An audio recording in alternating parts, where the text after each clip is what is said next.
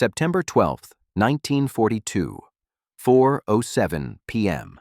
South Atlantic Ocean, 600 miles northeast of Ascension Island. Captain Lieutenant Werner Hartenstein stood on the conning tower of U-156 and watched survivors in the water. Hundreds of them, men, women, and children clinging to wreckage, floating in life jackets, screaming for help. The water was covered with debris from the ship his submarine had just torpedoed. RMS Laconia, a British troop ship carrying 2,732 people. He had sunk it with 2 torpedoes, and now he faced a choice that would define his career and change the laws of naval warfare forever.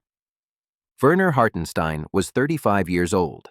He had commanded U-156, a Type VIIC U-boat, since March 1941. He was an experienced submarine commander with 14 patrols and 20 ships sunk totaling 97,504 tons. He was efficient, professional, and followed orders precisely. But standing on his submarine that September afternoon, watching people die in the water, he made a decision that contradicted his orders, endangered his crew, and ultimately cost him his life. He decided to rescue them, all of them, if possible. Enemy soldiers, enemy civilians, people whose nation was at war with Germany. He would save as many as he could because they were human beings drowning in the ocean, and he had the means to help them. It was the right thing to do. It was also against German naval policy, and it would lead directly to one of the most controversial incidents of World War II. RMS Laconia was a Cunard Line ocean liner built in 1921. Length 183 meters. Displacement 19,695 tons. Originally designed for passenger service between Britain and New York. In 1939, she had been converted to a troop ship. On September 12, 1942, she was sailing from Cape Town, South Africa, to Freetown, Sierra Leone. Her passenger manifest was unusual: 463 British military personnel and civilians, 286 British crew, 1,793 Italian prisoners of war being transferred from North Africa to internment camps in Britain, 103 Polish guards supervising the prisoners, and 80 women and children, families of British officers. The Italian prisoners were held in the ship's lower decks in poor conditions: overcrowded compartments, minimal ventilation, inadequate sanitation. The prisoners were considered enemy combatants and treated accordingly. But many were not combat soldiers. They were conscripts, support personnel, men who had surrendered in the Western Desert campaigns. They posed no threat. They simply wanted to survive the war and return home. U-156 had been patrolling the South Atlantic for 6 weeks. Hartenstein was hunting Allied merchant ships supplying Allied forces in North Africa. On September 12 at 8:07 p.m., he detected a large ship traveling without escort. Through his periscope, he identified it as a troop ship based on its size and configuration. Under the rules of submarine warfare at the time, troop ships were legitimate targets. They carried military personnel and supplies. Sinking them was tactically sound. Hartenstein positioned U-156 for attack. He aimed carefully. At 10:07 p.m., he fired 2 torpedoes. Both hit Laconia on the port side. The explosions were devastating. The first torpedo struck near the engine room, knocking out power. The second hit farther forward, rupturing the hull in multiple compartments. Water flooded in immediately. Laconia began listing to port. Aboard the ship, chaos erupted. The explosions had killed hundreds of Italian prisoners in the lower decks instantly. Water was flooding the prisoner compartments. The watertight doors were locked. The prisoners were trapped. They pounded on the doors, screaming for release. But the British crew faced their own emergency. The ship was sinking. Lifeboats had to be launched. Passengers had to be evacuated. There was no time to unlock the prisoner compartments. Some prisoners escaped through damaged bulkheads. Others drowned as water filled the compartments. Of the 1,793 Italian prisoners aboard, approximately 1,400 died in the first 20 minutes after the torpedoes hit. They drowned in locked compartments below the waterline. It was a horrible death, and it was about to get worse. Laconia's crew launched lifeboats, but the list made it difficult. Several boats capsized as they were lowered. People fell into the water. Panic spread. Women and children were supposed to board lifeboats first, but in the chaos, discipline broke down. Men fought for spaces in boats. Officers tried to maintain order, but failed. Within 30 minutes, Laconia was listing 30 degrees. The ship was going down fast. Hartenstein had surfaced U-156 to confirm the kill. Standard procedure. He watched through binoculars as the troopship sank. Then he heard something unexpected. Voices, hundreds of voices shouting in Italian. He was confused. Why were Italians on a British troopship? He ordered his crew to retrieve some survivors for interrogation. The submarine maneuvered close to a group of men in the water. Crew members threw ropes. They pulled 3 men aboard. All 3 were Italian.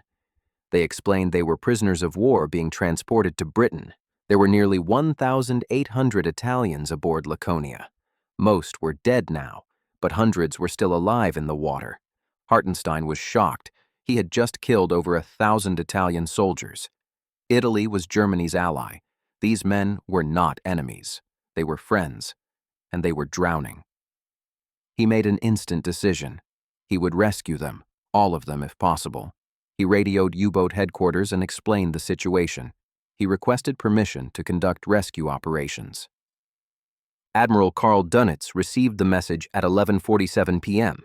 He was furious. A U-boat's mission was to sink enemy ships, not rescue survivors. Every hour spent on rescue was an hour not spent hunting new targets, and rescue operations put the submarine at extreme risk. Surface operations in daylight made the boat vulnerable to aircraft attack. Dönitz wanted to order Hartenstein to abandon the rescue and continue his patrol, but the situation was complicated. The survivors included over 1,000 Italian soldiers. Abandoning them would damage relations with Italy. Mussolini would be furious if he learned Germany had left Italian soldiers to die.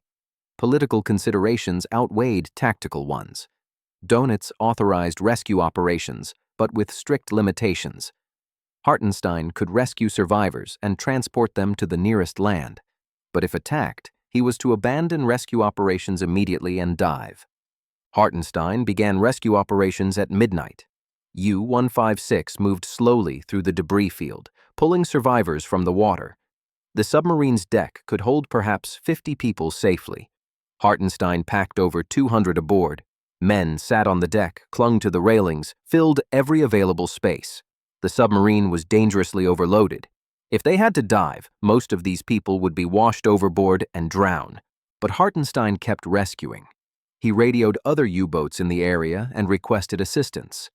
U-506 and U-507 responded and diverted to help. He also did something unprecedented. He broadcast an uncoded message in English on the international distress frequency. It read, "If any ship will assist the shipwrecked Laconia crew, I will not attack providing I am not being attacked by ship or air forces."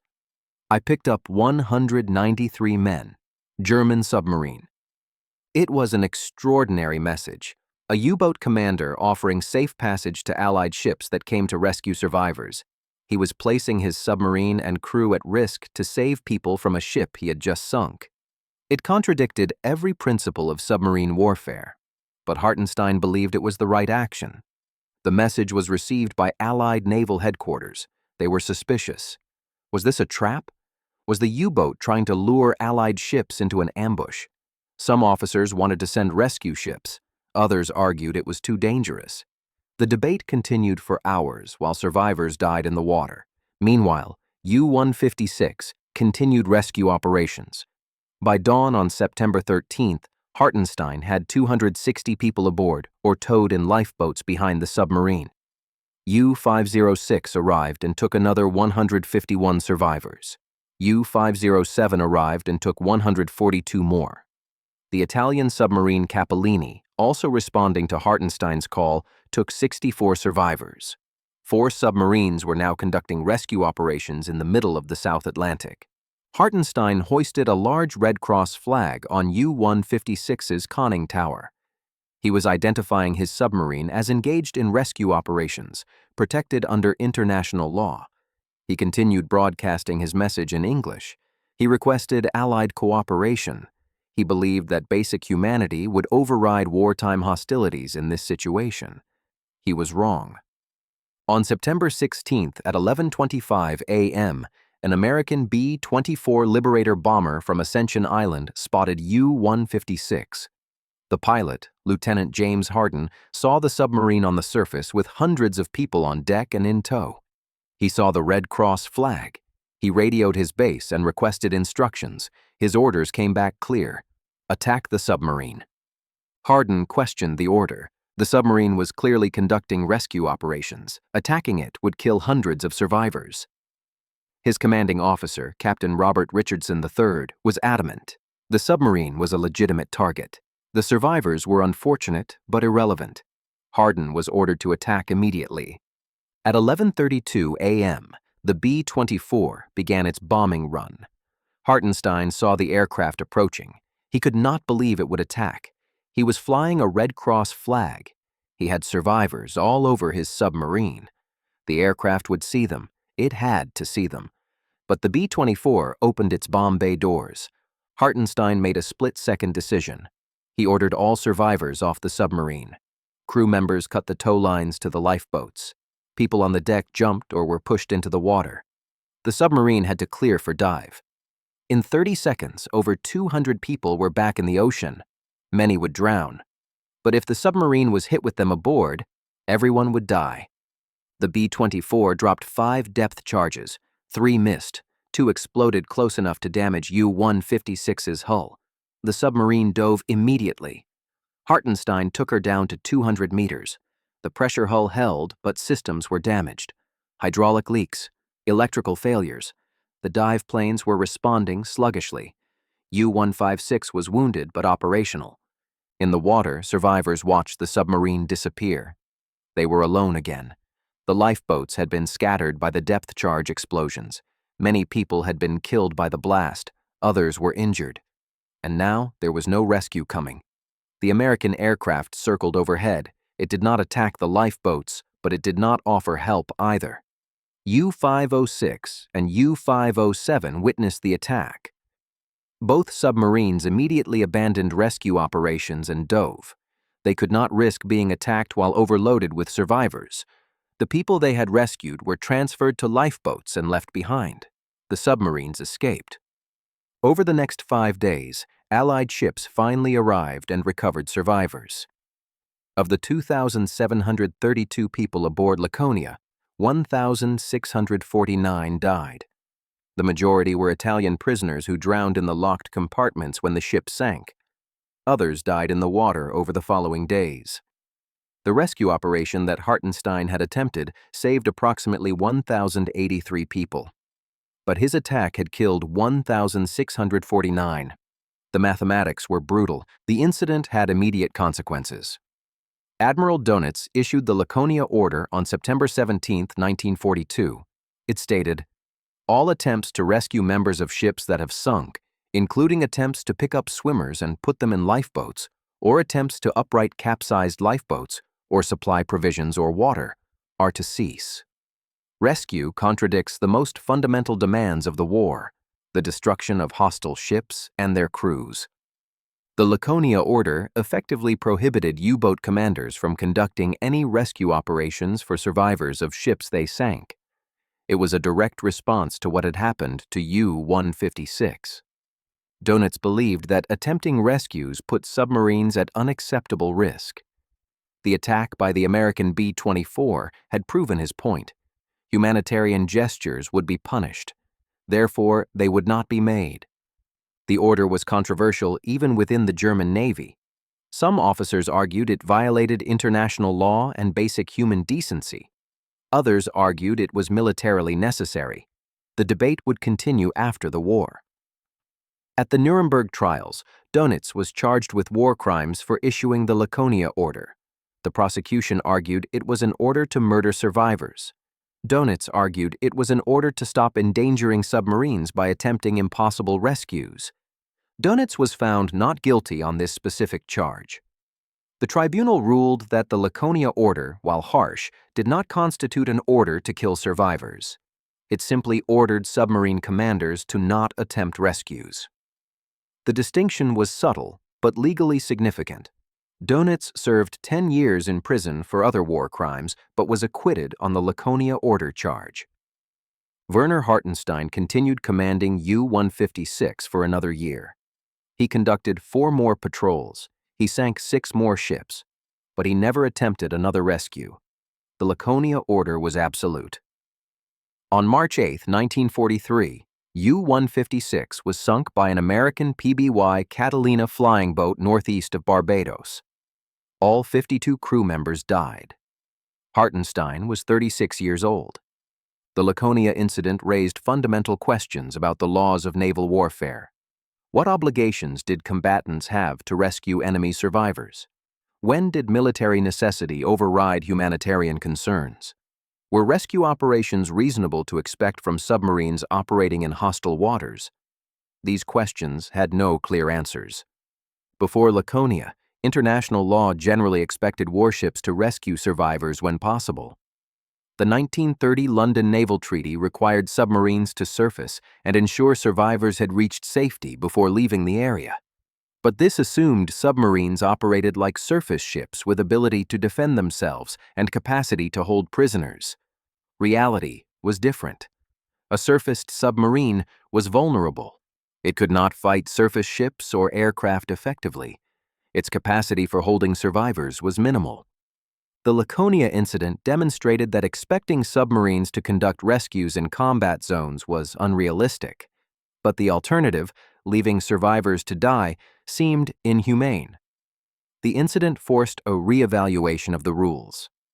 After World War II, international law was modified. The Geneva Conventions of 1949 addressed treatment of survivors, but acknowledged practical limitations. Warships were expected to assist survivors when possible, but only when doing so did not endanger the ship or crew. The American decision to attack U-156 was also controversial. The B-24 pilot had clearly seen survivors on the submarine and in tow. He had seen the Red Cross flag.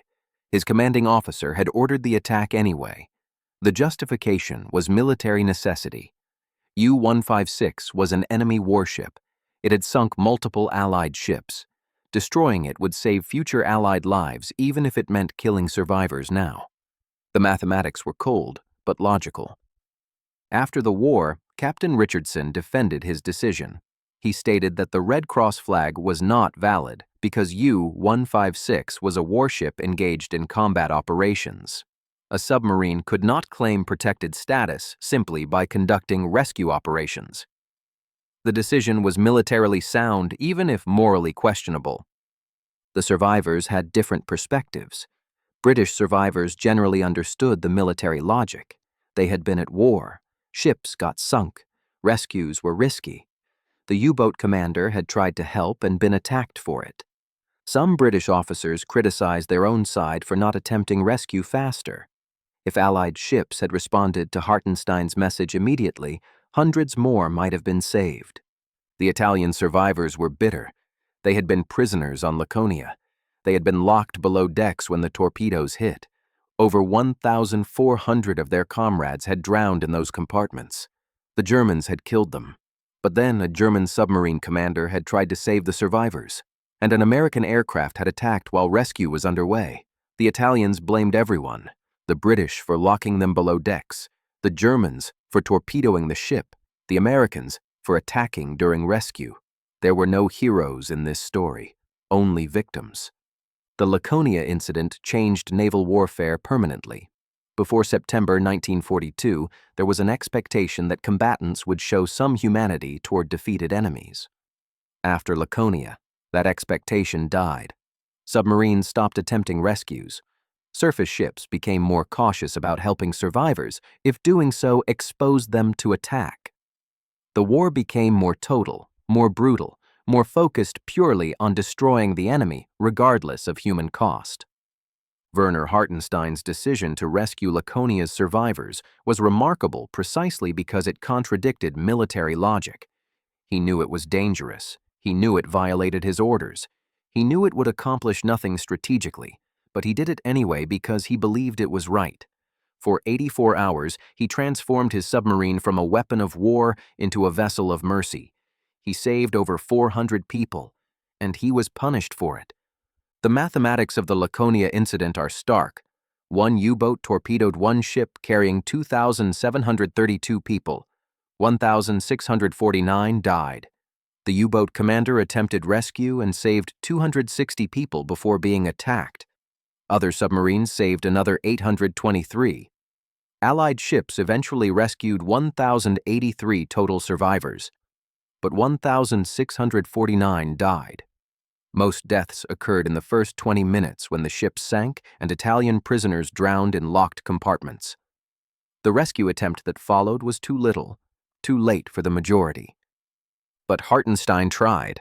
Against orders, against military sense, against his own survival instincts, he tried to save people he had just tried to kill. It was contradictory, irrational, and deeply human. And it serves as a reminder that even in the most brutal circumstances of war, individuals can choose compassion over efficiency, mercy over tactics, humanity over military necessity. U-156 lies at the bottom of the Atlantic, 600 feet down, northeast of Barbados. Werner Hartenstein and his crew are still aboard, killed when the submarine was sunk in March 1943. The wreck has never been located, but the story of what Hartenstein did in September 1942 remains one of the most complicated moral episodes of World War II. A U-boat commander who sank a ship carrying thousands, then tried to save them, and was attacked for showing mercy. There are no clear heroes or villains, only people making impossible choices in impossible circumstances.